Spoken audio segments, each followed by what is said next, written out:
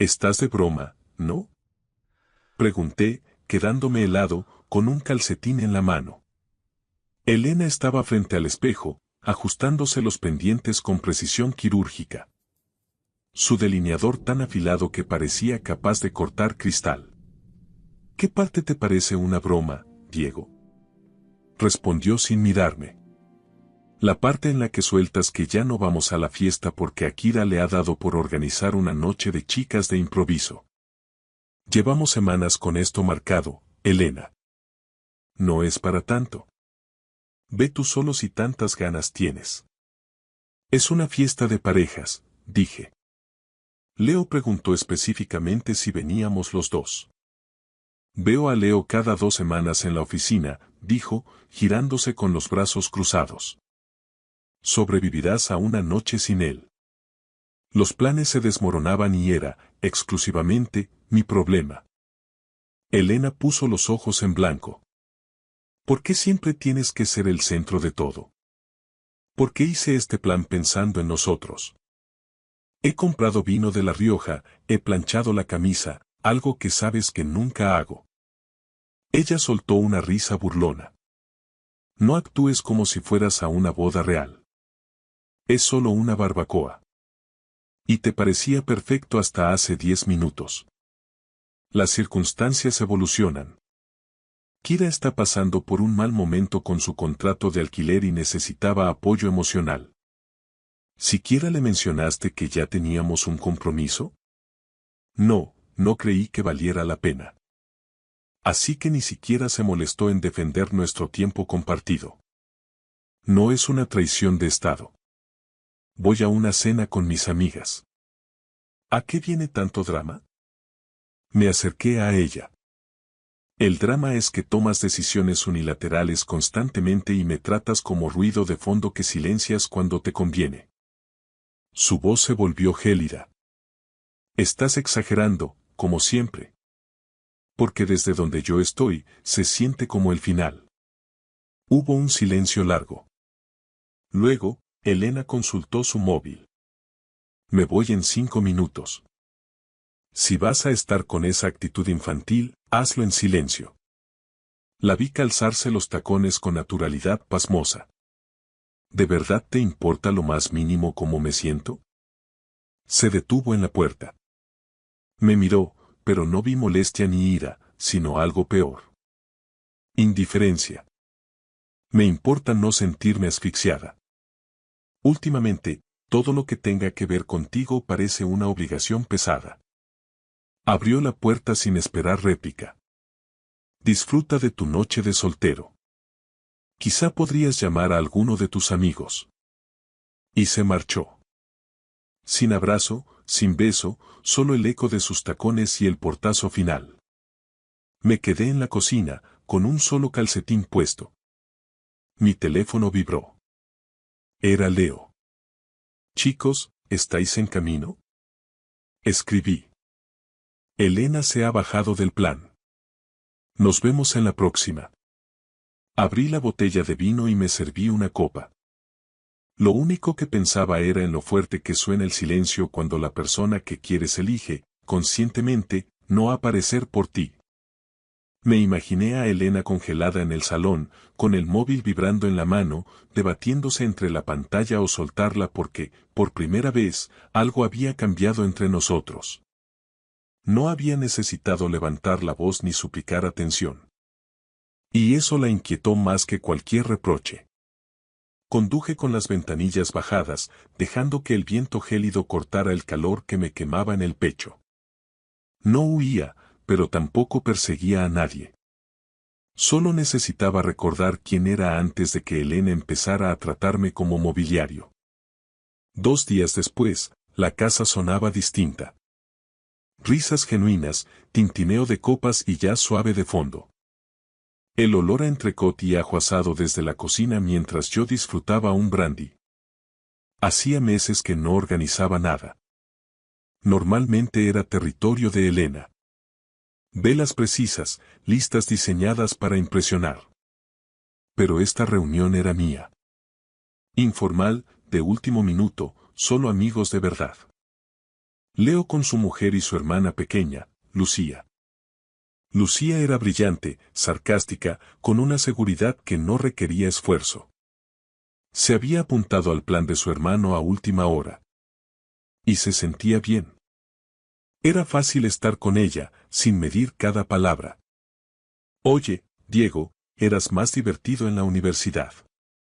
¿Cuándo te volviste tan serio? Me han domesticado un poco, dije. Pero estoy trabajando en mi regreso. Ella sonrió con ojos juguetones. Vas por buen camino. Es lo más relajado que te he visto en años. En ese momento, mi teléfono vibró. Mensaje de Elena. No me esperes esta noche. Sin contexto, sin calidez. 5 palabras frías. Leo notó el cambio en mi rostro. ¿Todo bien? Sí, perfecto, dije. Levanté el teléfono hacia Lucía.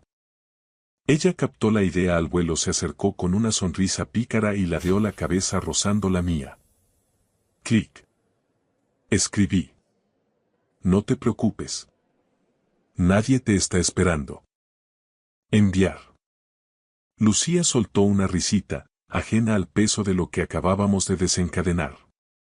Llámalo equilibrio, dije. 15 minutos después, la puerta se abrió de golpe. Elena entró con el pelo desaliñado, sus tacones golpeando con fuerza. ¿Hablas en serio, Diego? ¿Esto es una broma? La música se detuvo. Las conversaciones se congelaron. Ella caminó hacia la cocina, con los ojos cargados de furia. ¿Te crees que tiene gracia? ¿Esa foto? ¿Ahora te ha dado por jugar a esto? Mantuve una calma que ni yo sabía que tenía. Tú dijiste. No me esperes. Te he hecho caso. ¿Esa es Lucía? ¿Con ella quieres darme una lección de celos? Lucía parpadeó, incómoda. Yo no tengo nada que ver con lo que esté pasando entre vosotros. Le puse una mano tranquilizadora en el hombro. ¿Estás bien, Lucía? Esto no tiene nada que ver contigo. Me giré hacia Elena. Tú decidiste que tu noche fuera solo tuya. Yo he decidido que la mía sea mía. Estamos en igualdad de condiciones. Su voz se quebró ligeramente. Eres increíble. No. Lo increíble es que pensaras que podías entrar y salir de esta relación sin consecuencias. Elena se dio cuenta de que tenía público. Su tono bajó. ¿Podemos hablar a solas? Señalé hacia el pasillo. El dormitorio está al fondo. Ahora voy. Se fue hecha una furia. Me giré hacia mis invitados con una sonrisa de disculpa. Siento esto. Pasa cuando la gente olvida llamar antes de entrar. Leo soltó una risa nerviosa. ¿Estás bien? Asentí. Dadme 5 minutos. En el dormitorio, Elena caminaba de un lado a otro. No puedo creer que me hayas humillado delante de todos. Me apoyé en el marco de la puerta. Te has humillado tú sola. Abandonaste este matrimonio hace semanas. Yo solo estoy aprendiendo a respirar de nuevo. ¿Y ahora qué?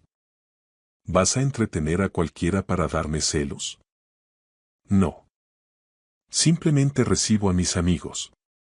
Intento recuperar mi paz y dejo de esperar a personas que se marchan sin mirar atrás.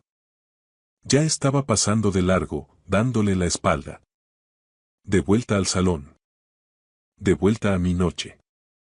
Recogí mi copa de brandy. ¿Por dónde íbamos?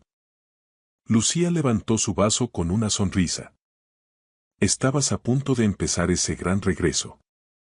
Y por primera vez en mucho tiempo, la creí. La luz de la mañana se filtraba por el ventanal. Las copas de anoche brillaban como restos de un naufragio olvidado. La casa conservaba ese olor a cena compartida. Carne a la brasa, brandy, el eco de risas suspendidas en el aire. Estaba frente al fregadero, enjuagando platos con parsimonia, cuando oí el arrastrar de unas zapatillas detrás de mí. Era Elena. Llevaba mi vieja sudadera de la universidad, el pelo recogido en un moño desordenado. Sin maquillaje, sin su armadura de ejecutiva, solo Elena, con una expresión ausente. Cogió una bolsa de basura y empezó a recoger servilletas y restos de aperitivos. Nos movíamos el uno alrededor del otro con una coreografía aprendida tras años de convivencia. Eficientes, cuidadosos para no rozarnos. Ya no éramos cercanos. Ella rompió el silencio con una voz extrañamente pequeña. Parece que tu fiesta fue divertida. Lo fue. Hacía tiempo que no me lo pasaba tan bien en casa. Pasó un silencio incómodo. Esa chica de la foto. Era la hermana de Leo, ¿verdad? Lucía. No dejé de frotar el plato. Sí, Lucía. Se apuntó a última hora. Elena asintió, jugueteando con el cierre de la bolsa. Se la veía muy cómoda. Demasiado, quizá. ¿Cómoda? Ella forzó una sonrisa. Parecíais muy cercanos. Como si os conocierais de toda la vida. Me sequé las manos, tomándome mi tiempo. Es muy fácil hablar con ella. No busca atención, simplemente escucha y está presente. Es refrescante. Noté cómo el comentario aterrizaba. Vi tensión en su mandíbula. Entiendo. Me apoyé contra la encimera. Es raro, y gratificante, sentirse escuchado sin tener que dar explicaciones constantes. Elena me dio la espalda. Debe de ser muy agradable. Lo fue, contesté con honestidad brutal. Se giró, con los brazos cruzados. Sus ojos buscaban los míos con una chispa de comprensión tardía. No era mi intención que las cosas se volvieran tan silenciosas. Sugerí. Asintió. Sí. Tan vacías. Le dediqué una leve sonrisa. Yo tampoco lo pretendía. Pero aquí estamos. Cogí otro vaso y dejé que el silencio volviera. Pero ya no era pesado ni cortante, era diferente, como si ambos nos diéramos cuenta de una verdad incómoda al mismo tiempo. 3 tardes después, me encontraba frente al espejo, abrochándome una camisa azul marino que no usaba desde hacía años. No lo hacía por el trabajo ni para aparentar, lo hacía para mí, para recuperar una imagen que creía perdida. ¿Vas a algún sitio importante? La voz de Elena flotó desde el salón. Me ajusté el reloj con calma. He quedado con Leo en el Blue Moon. Hay noche de jazz. Elena levantó la vista. Su expresión mostraba algo que no había visto en mucho tiempo. Inseguridad. No habías dicho que tuvieras planes. No pensé que tuviera que dar un parte de mis movimientos. Se incorporó, dejando el libro a un lado. No parecías estar de humor para el jazz últimamente. Sonreí. Estoy redescubriendo cosas que había olvidado que me gustaban. Se levantó, doblando la manta con gestos lentos. Podría acompañarte, si quieres. Ahí estaba la oferta. Un mes atrás, habría dicho que sí al instante. Pero ahora me giré hacia ella con calma. Creo que prefiero ir solo esta noche.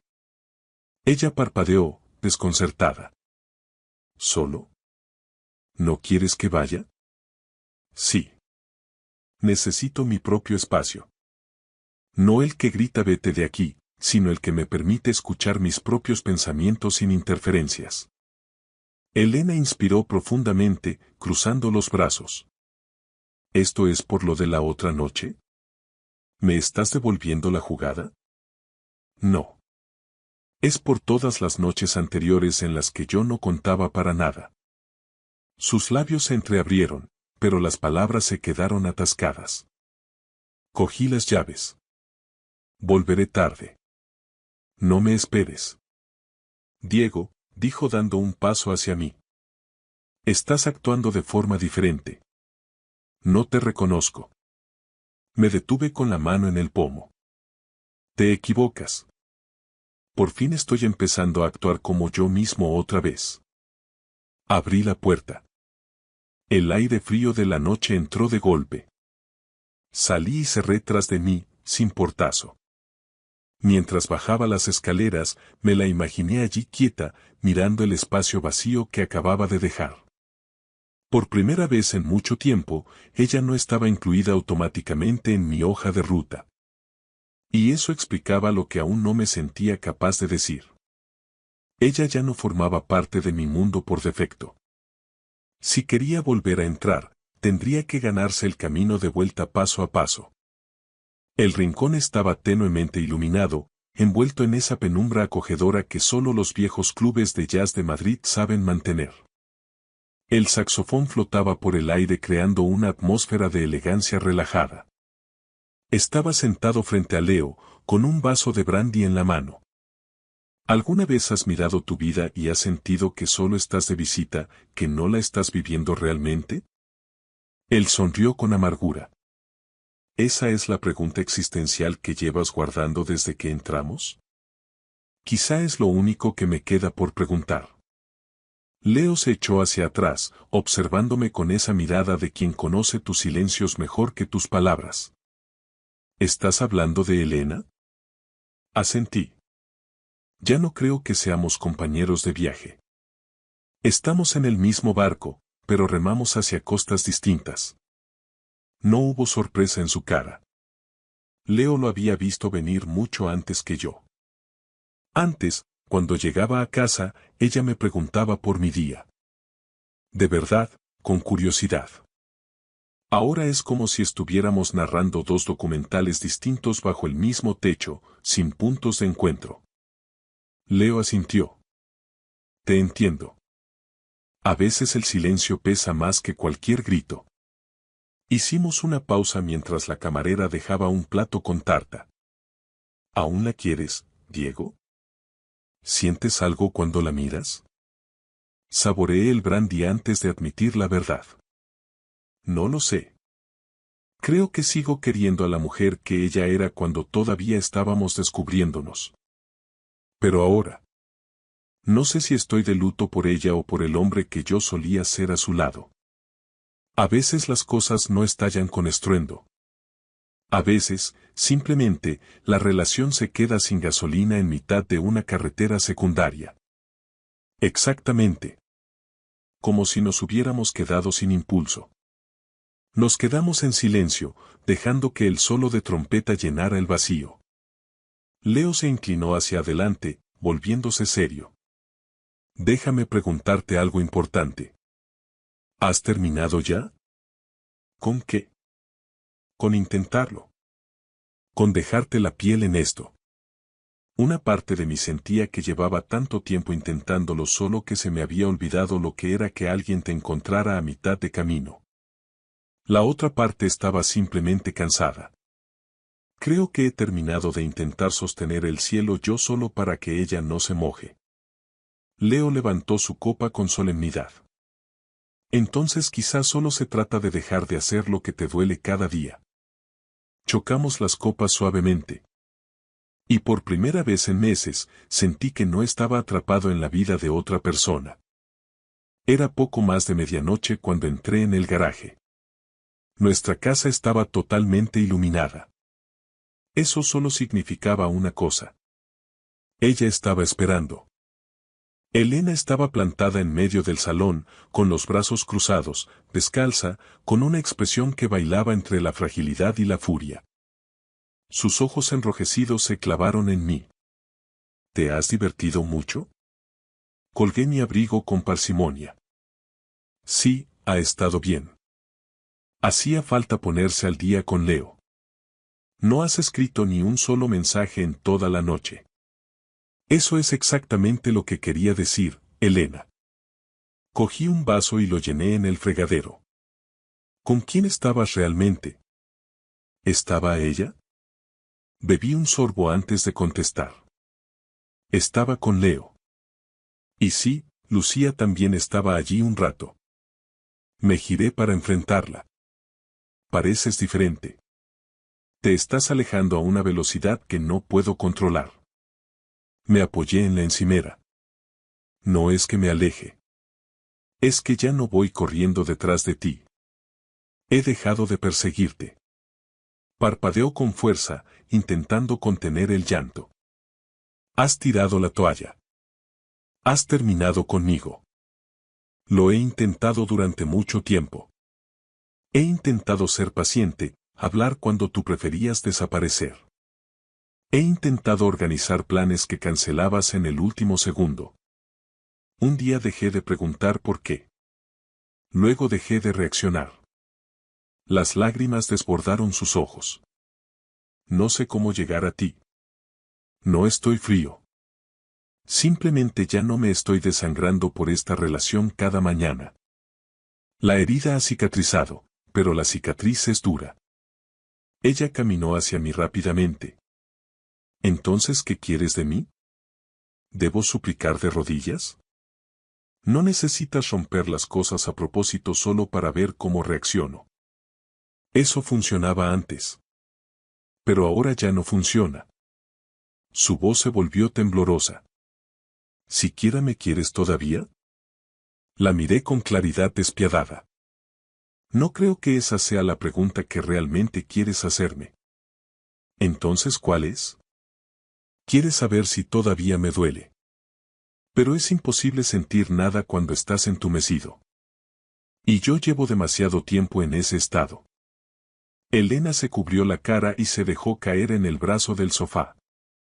No tengo idea de cómo hemos llegado a este punto. Yo sí lo sé. Dejamos de ser nosotros hace mucho y empezamos a ser dos desconocidos que guardaban resentimiento. Ella levantó la cabeza. ¿Y ahora qué hacemos? Nos vamos a dormir sabiendo perfectamente que nada está bien. Y eso es un comienzo más honesto que cualquier mentira.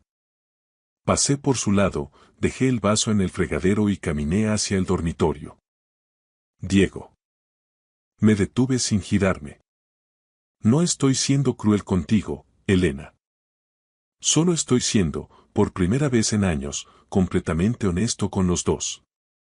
Y seguí caminando, dejándola allí sentada en la quietud de un salón demasiado iluminado para una noche tan oscura.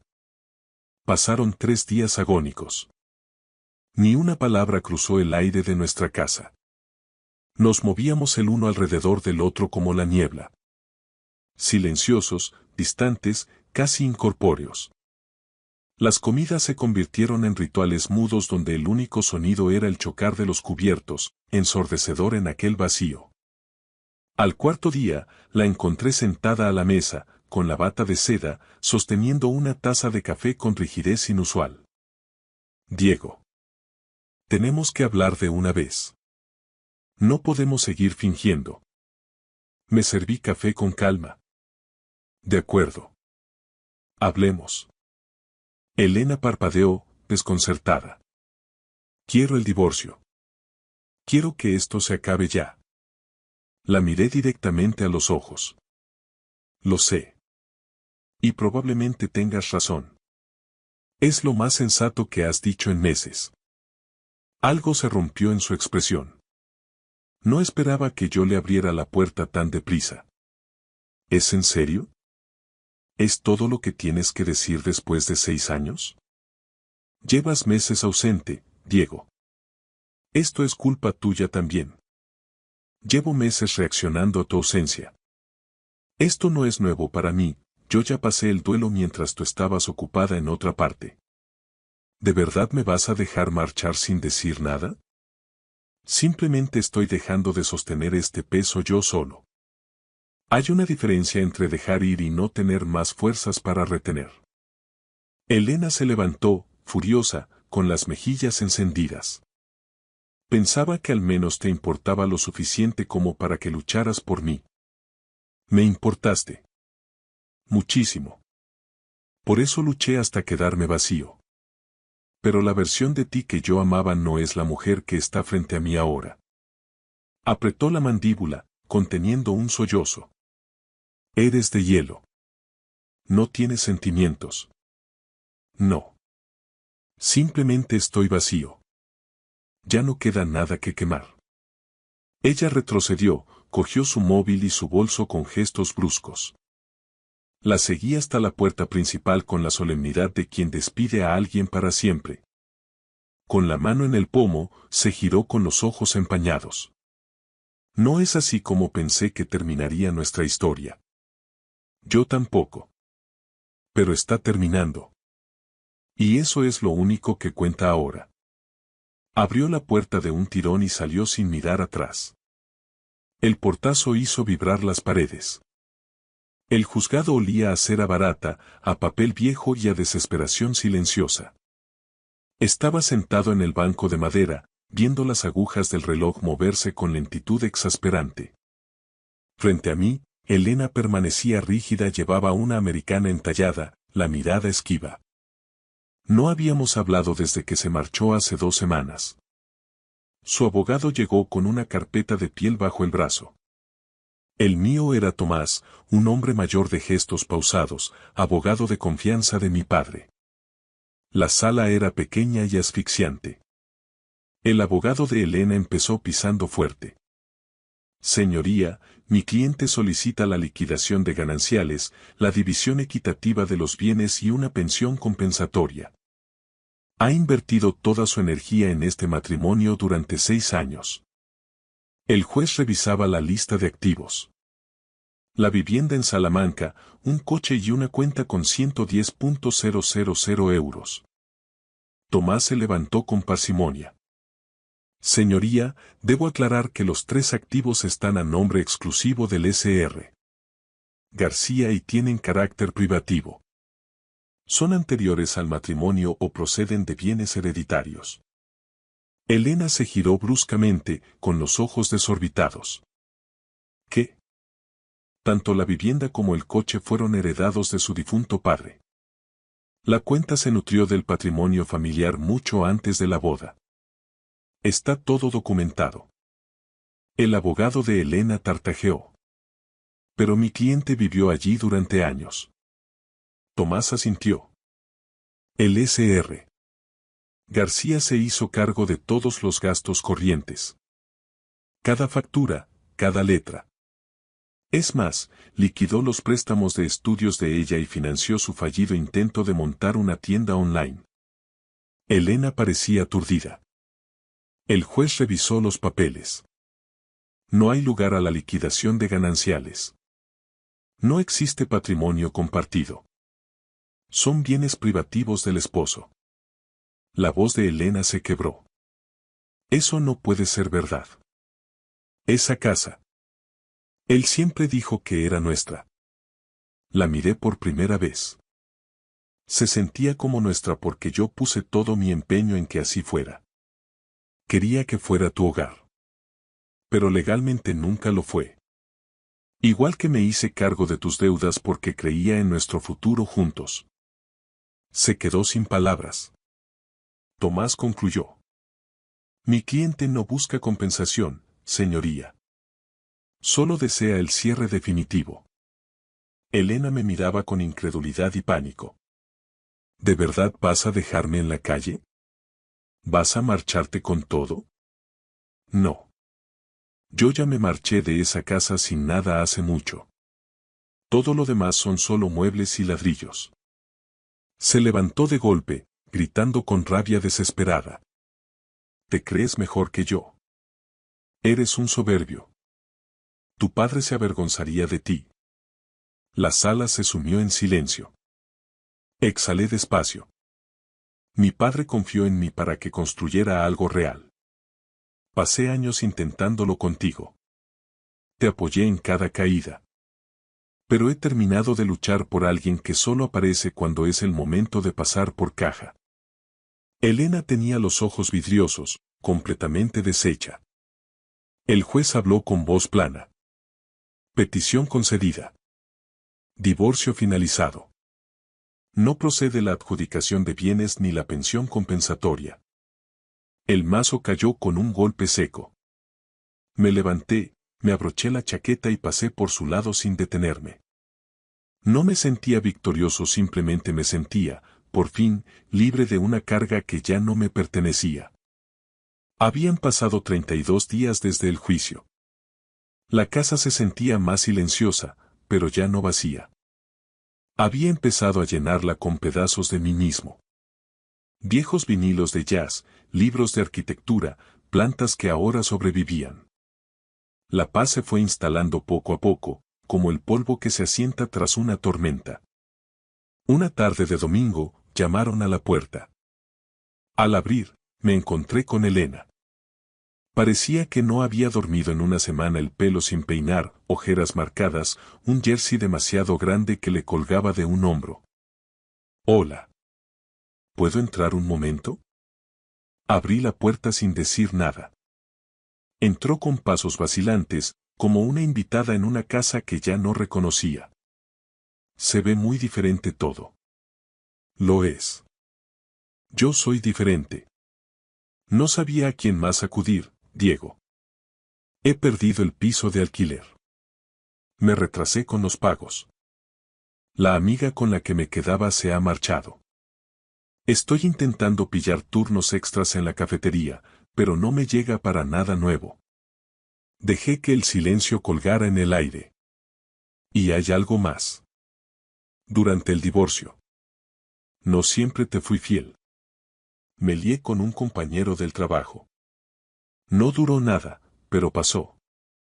Asentí despacio. Fui al despacho, saqué un sobre que había preparado semanas atrás y se lo entregué.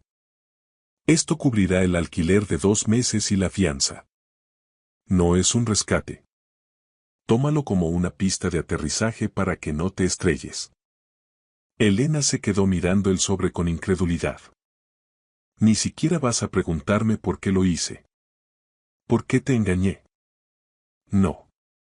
Viniste porque pensabas que yo no te lo echaría en cara. Y tenías razón. Pero no necesito los detalles. Cogió el sobre con manos temblorosas. No me lo merezco. Lo sé. Pero te lo doy de todos modos. ¿Por qué? Porque te quise de verdad una vez. Y porque dejar que alguien se hunda no es la única forma de demostrar que has terminado con una etapa. Mi historia contigo ya no se escribe con odio, se escribe con distancia. Retrocedió lentamente hacia la puerta. Lo siento. Siento todo el daño que te causé. Le abrí la puerta. Salió sin esperar respuesta y cerré con suavidad. La segunda vez que llamó, exactamente un mes después, no sentí nada. Ni anticipación, ni pavor, ni rencor. Solo quietud absoluta. Había sido un mes tranquilo. Mañanas de domingo en el rastro, correr por el retiro al atardecer, noches de jazz con Leo. Mi casa volvía a sonar a mí. Ella estaba allí, en el rellano. Vaqueros, abrigo beige, la cara lavada. No parecía rota, solo cansada. Hola. Hola, Elena. Sacó de su bolso el sobre que le había entregado semanas atrás. Ya no lo necesito. He conseguido más turnos y he encontrado a una chica para compartir piso. No es un palacio, pero es mío. Cogí el sobre y me lo metí en el bolsillo, aceptando su devolución como un acto de dignidad. También he venido para darte las gracias de verdad. Sé que dije cosas horribles durante el divorcio. Pero la verdad es que te portaste bien conmigo hasta el final. Diste por sentada tu estabilidad y yo lo confundí con aburrimiento. Y cuando dejaste de perseguirme, lo llamé frialdad. Pero simplemente estabas harto de cargar con todo el peso tú solo. Su voz vaciló, pero mantuvo la mirada. No vengo a pedirte nada. Ni perdón, ni una segunda oportunidad. Solo necesitaba que supieras que ahora lo entiendo. Asentí lentamente. Me alegra que lo entiendas, Elena. Por tu propio bien.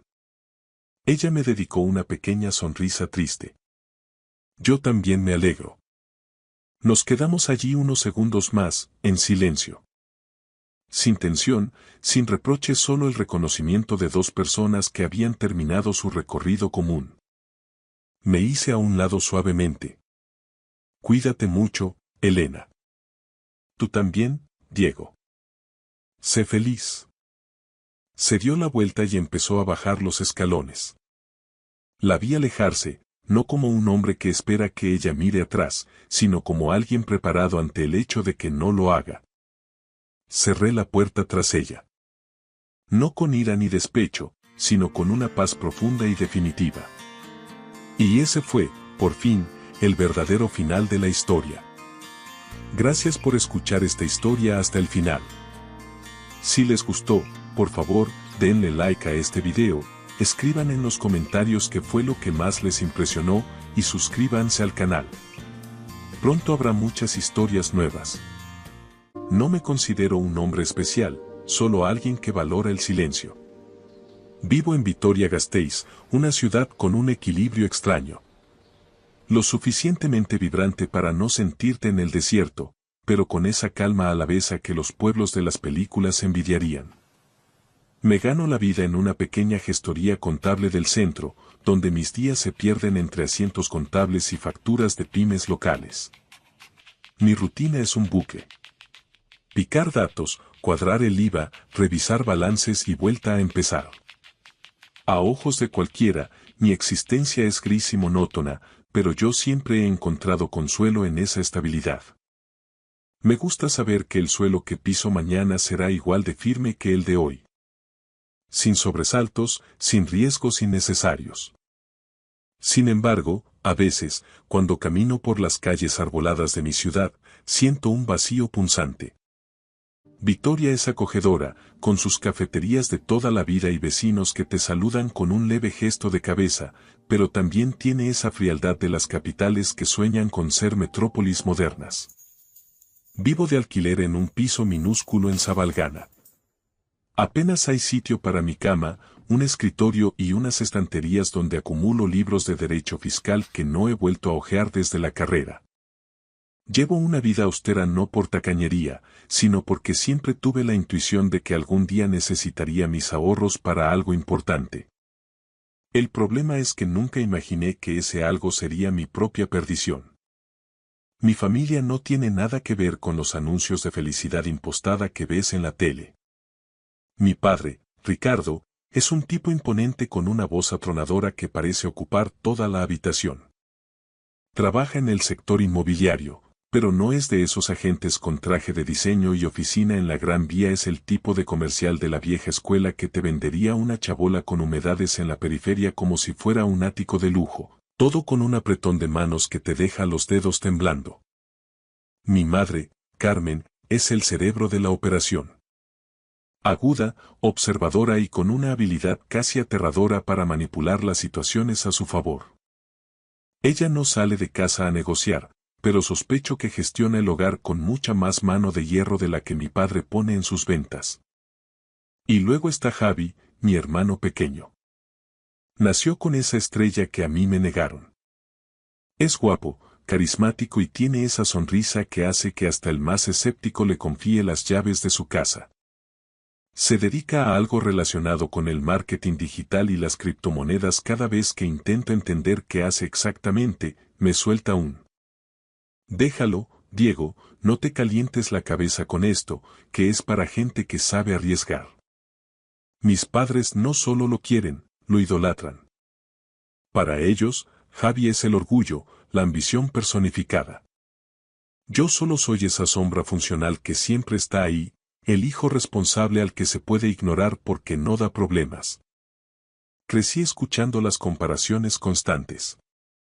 Diego, fíjate en tu hermano, solía decir mi padre mientras brindaba con un Rioja frente a él sí sabe ver las oportunidades, no como tú, que te vas a jubilar pegado a ese Excel. Mi madre era más sutil, pero sus suspiros al hablar de mi trabajo me dolían más que cualquier grito.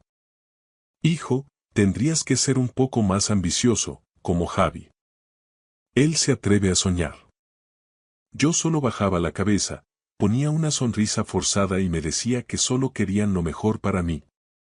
Pero sus palabras eran como pequeños cortes de papel. Finos, pero constantes. Nunca fui el alma de la fiesta. Mientras Javi conquistaba a media calle cuchillería con un par de chistes, yo me quedaba en un rincón, siendo el contable torpe y callado. Incluso dejé escapar a Mónica, una compañera de la universidad con la que compartí 1000 cafés y horas de estudio. Tenía una sonrisa que me desarmaba, pero siempre me frenaba el mismo pensamiento. ¿Qué le vas a ofrecer tú? ¿Una vida ordinaria en un piso de Sabalgana? Así que, fiel a mi estilo, no hice nada.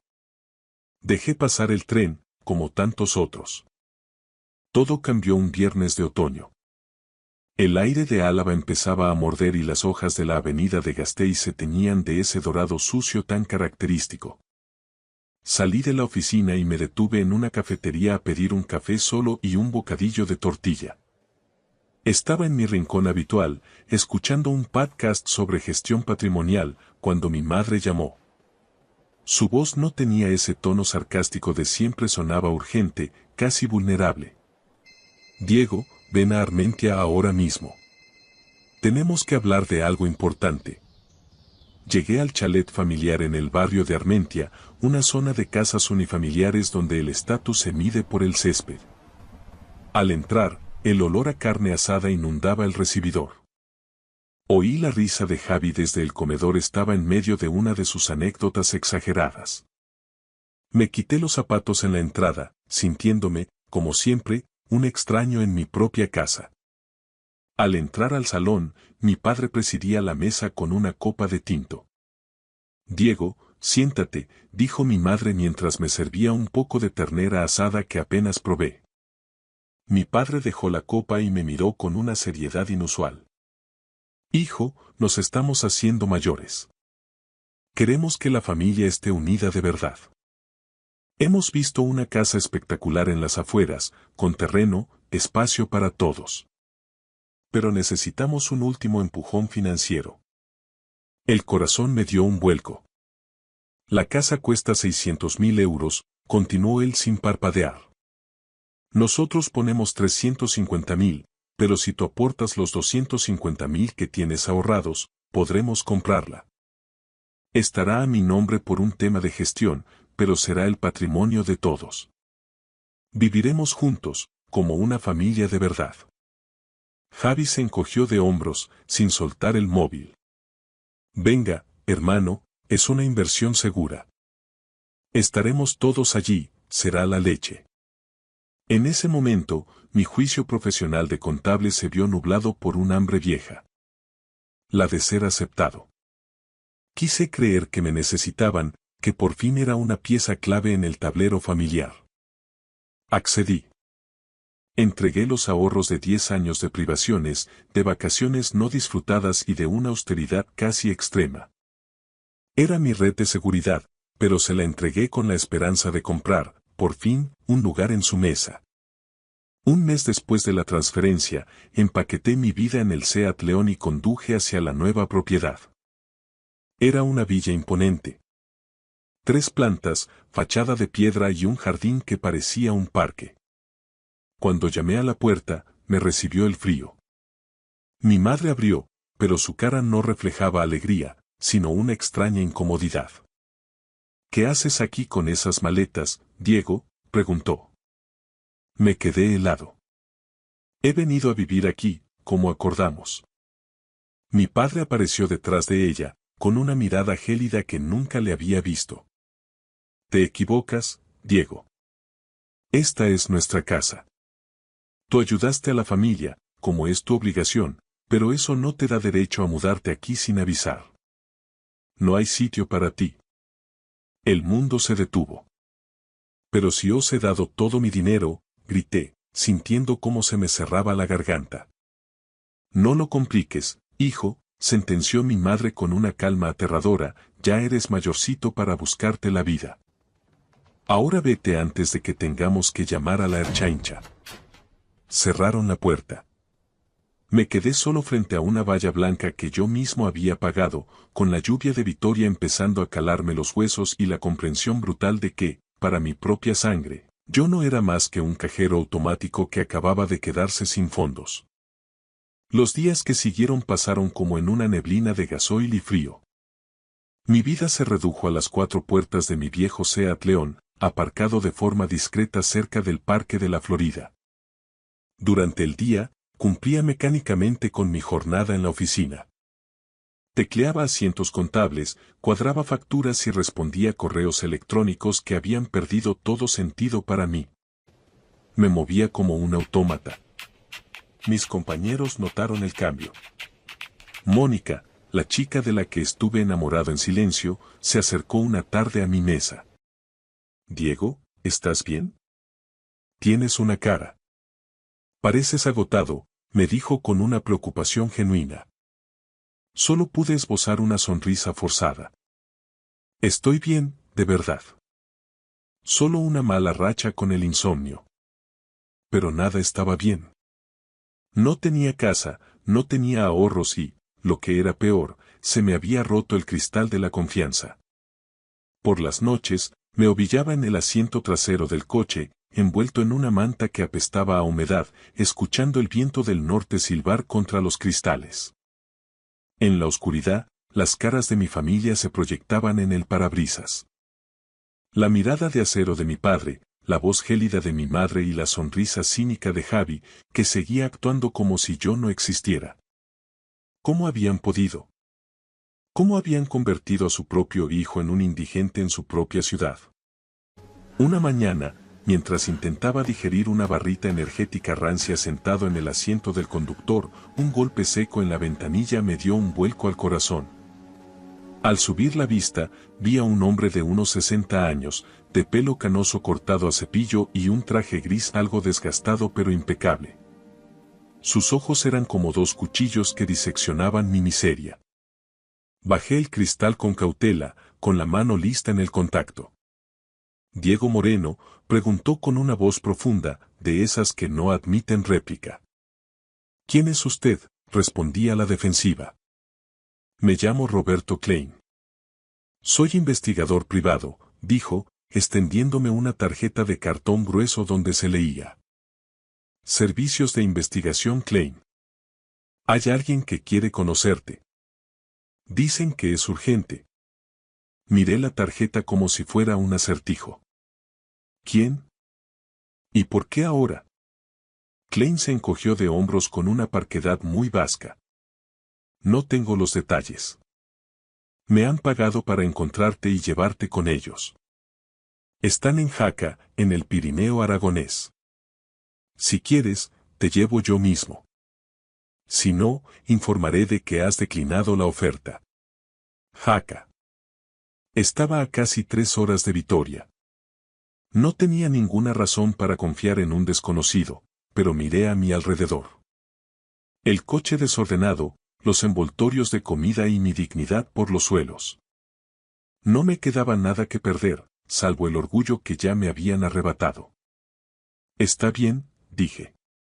«Iré». El viaje fue un trayecto silencioso por la autovía hacia Navarra y luego hacia las montañas. Seguí el todoterreno negro de Klein bajo un cielo plomizo.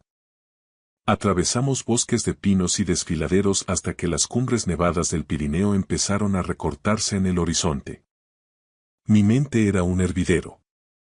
¿Quién se tomaba la molestia de contratar a un detective? ¿Mis padres? Imposible, ellos ya habían obtenido lo que querían.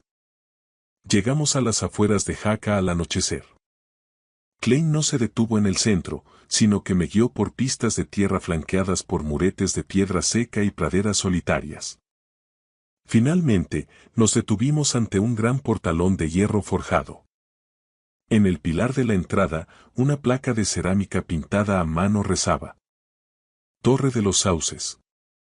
Klein me hizo una seña. «Entra. Te están esperando. Mi parte del trato termina aquí».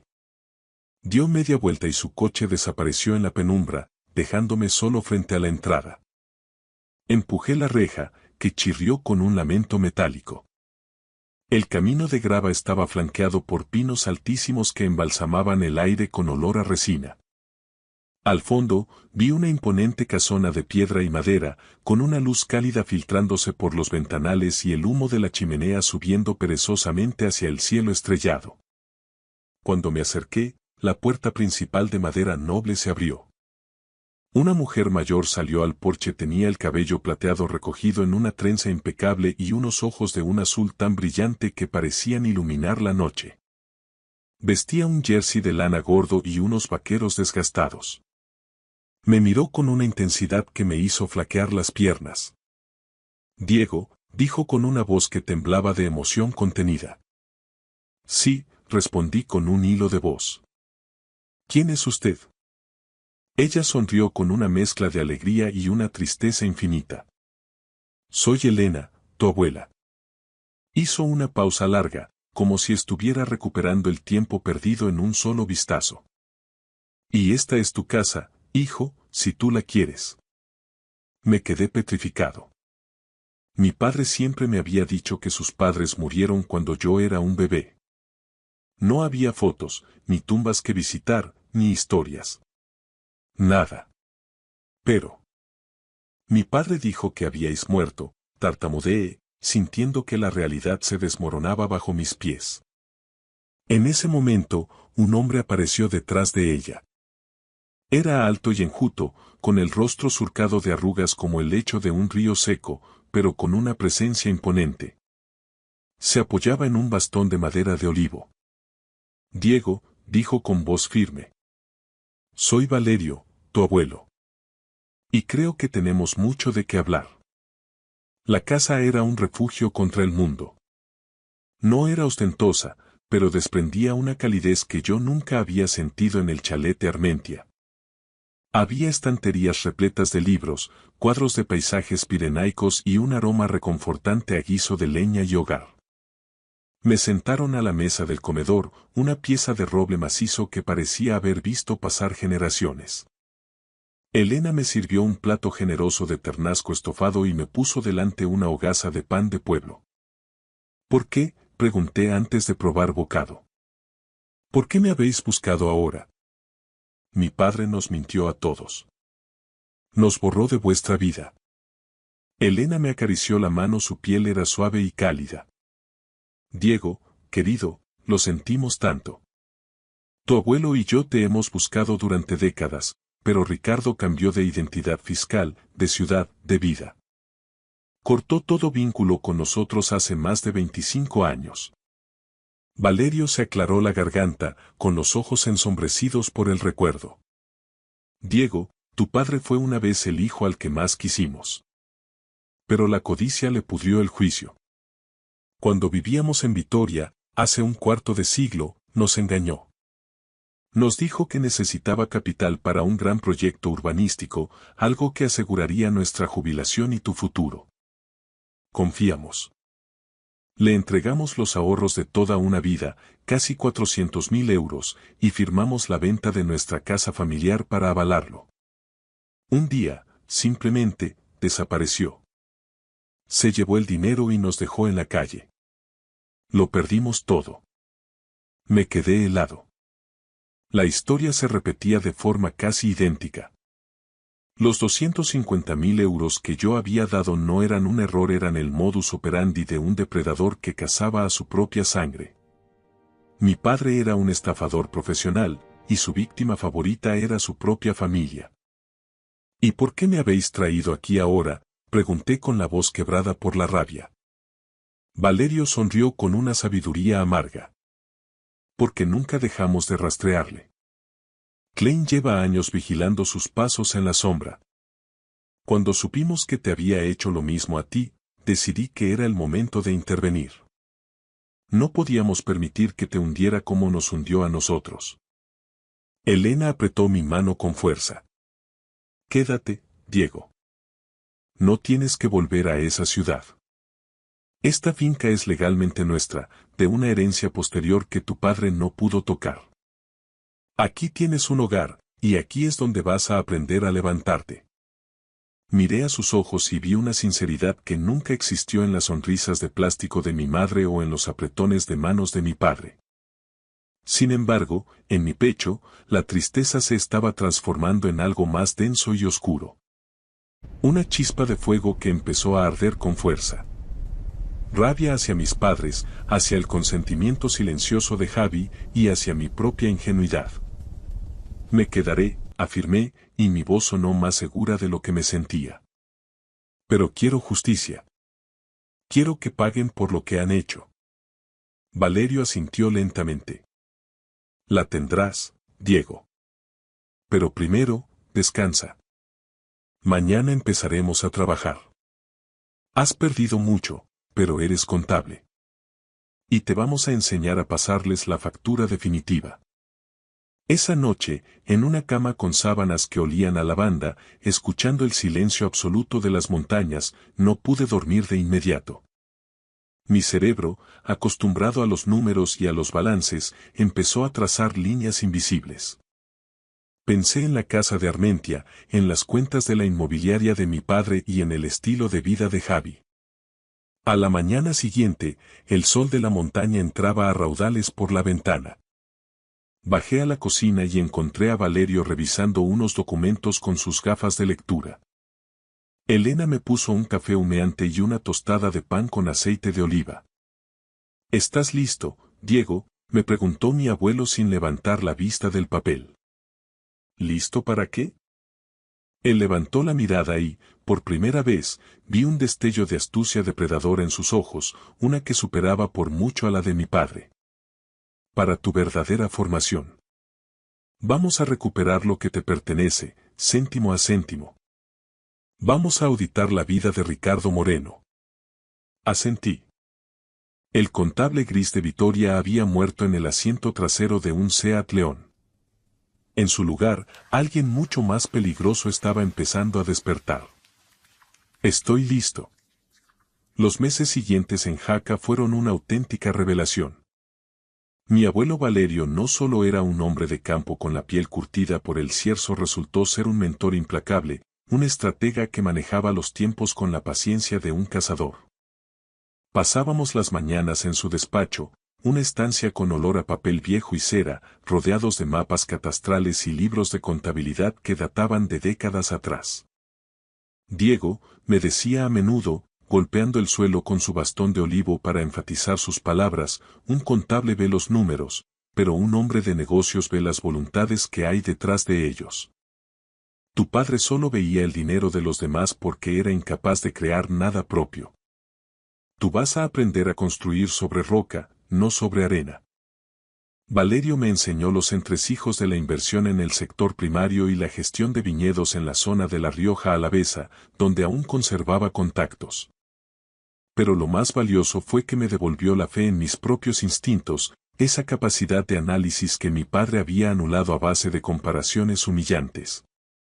Mientras tanto, la abuela Elena me recordaba, entre platos de migas y charlas al calor de la lumbre, que el honor no se compra con una hipoteca, sino que se lleva puesto. Sin embargo, la paz se rompió una tarde de invierno. Entre el correo de la finca, apareció un sobre de papel verjurado con un relieve dorado que me hizo sentir un escalofrío. Inauguración de la nueva sede de Moreno y Asociados en Vitoria-Gasteiz. Mi padre y Javi estaban expandiendo su imperio inmobiliario. Y lo estaban haciendo con los 250.000 euros que me habían arrebatado. Estaban usando mis años de privaciones para comprar voluntades y estrenar oficinas de diseño. Sentí que la sangre me hervía, una rabia fría que pedía orden. Valerio, que me observaba desde su orejero de cuero, simplemente sentenció. Ha llegado el momento de cuadrar el balance, ¿verdad? Sí, respondí apretando el sobre. Tengo que volver. No vayas con las manos vacías, Diego, añadió él, entregándome una carpeta de piel negra.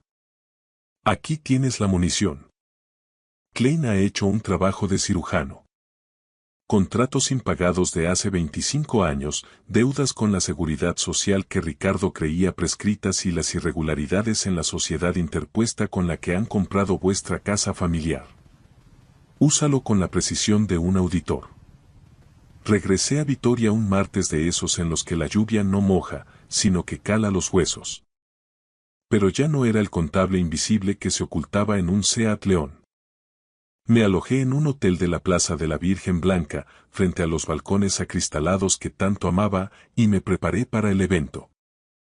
La inauguración era en un local minimalista y carísimo cerca de la calle Dato. Al entrar, el lujo me pareció obsceno. Allí estaba mi padre, Ricardo, con una copa de vino de autor en la mano, riendo con un grupo de constructores y concejales. A su lado, Javi lucía un traje italiano que probablemente costaba 3 de mis antiguos sueldos mensuales, repartiendo tarjetas con una arrogancia que me revolvió el estómago. Me acerqué sin prisa. Cuando mi padre me vio entre la multitud, su sonrisa de vendedor de enciclopedias se desvaneció. Diego, tartamudeó, intentando recuperar el tono. ¿Qué haces aquí? Te dije que no nos causaras más problemas. Ya te dimos lo que te correspondía. Una lección de vida que no te enseñaron en la facultad. Javi se dio la vuelta y se interpuso, tratando de ser intimidante. Venga, hermano, no nos montes un numerito aquí. Vete a casa, si es que tienes una. Me manto de imperturbable.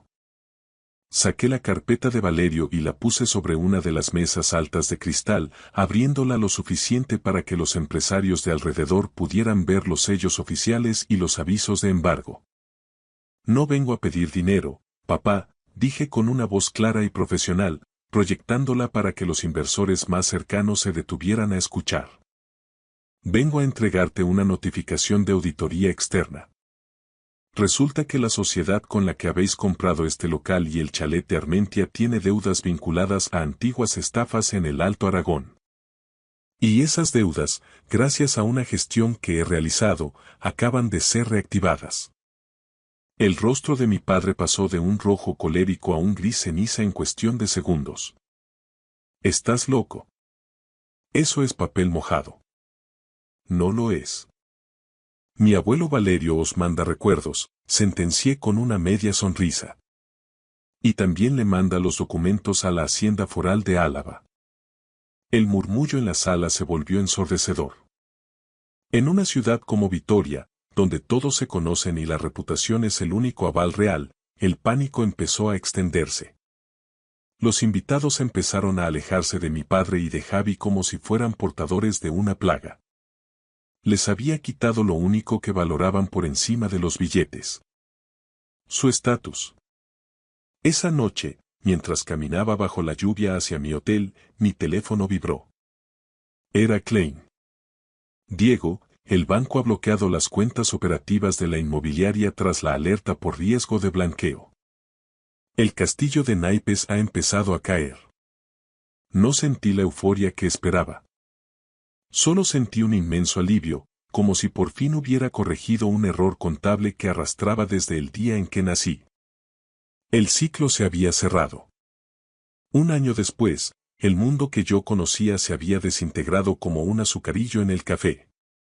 El escándalo financiero en Vitoria no solo fue un golpe económico para mis padres, fue su muerte civil.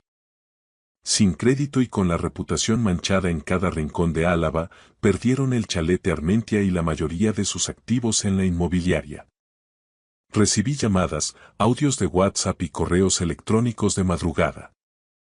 Javi pedía ayuda entre hermanos y mi madre hablaba de errores del pasado, pero eran disculpas vacías, palabras nacidas del hambre y la desesperación, no del arrepentimiento real. No respondía ninguna. He aprendido que hay lazos de sangre que es mejor cortar a tiempo para que el resto del cuerpo pueda seguir viviendo. Mi abuelo Valerio falleció poco antes de que estallara la primavera en el Pirineo. Se fue en silencio, sentado en su despacho de la Torre de los Sauces, con la vista puesta en las montañas que tanto amaba. Murió en paz, sabiendo que la justicia se había cumplido y que el patrimonio de la familia estaba, por fin, en buenas manos. Tras el funeral, la abuela Elena me miró con una chispa de aventura que no le conocía.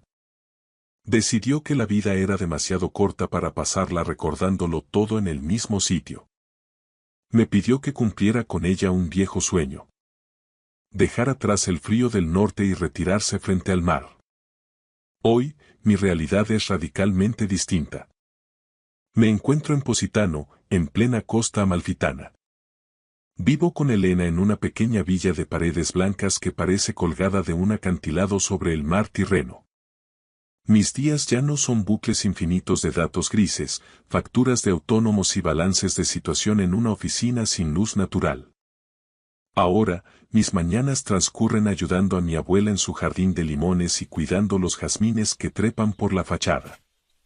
Desde mi terraza, que ofrece una vista infinita al azul más intenso que he visto nunca, gestiono las inversiones familiares con la calma de quien ya no tiene nada que demostrar. A veces, cuando cae la tarde y el sol empieza a esconderse tras las rocas escarpadas de la costa, me quedo mirando el horizonte. El aire aquí huele a salitre y a cítricos.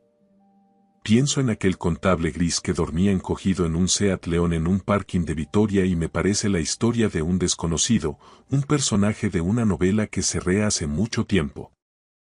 He comprendido que el perdón no es un mandato, sino una elección que requiere dignidad por ambas partes. No he perdonado a Ricardo ni a Javi, no por rencor, sino porque nunca hubo una intención sincera de enmendar el daño. Pero he descubierto algo mucho más valioso. La verdadera familia no es la que comparte tu ADN, sino la que te tiende la mano cuando no tienes absolutamente nada que ofrecer a cambio. Miro hacia el mar, donde el sol tiñe el cielo de un naranja encendido y violáceo. Sé que el camino fue doloroso y que el precio de mi libertad fue alto, pero al fin he encontrado mi lugar. Por primera vez en mi vida, no soy una sombra. Por fin, soy libre. Gracias por escuchar mi historia hasta el final. Si resonó contigo, dale like, escribe en los comentarios qué fue lo que más te tocó y no olvides decir de dónde eres. Suscríbete al canal, vienen muchas más historias.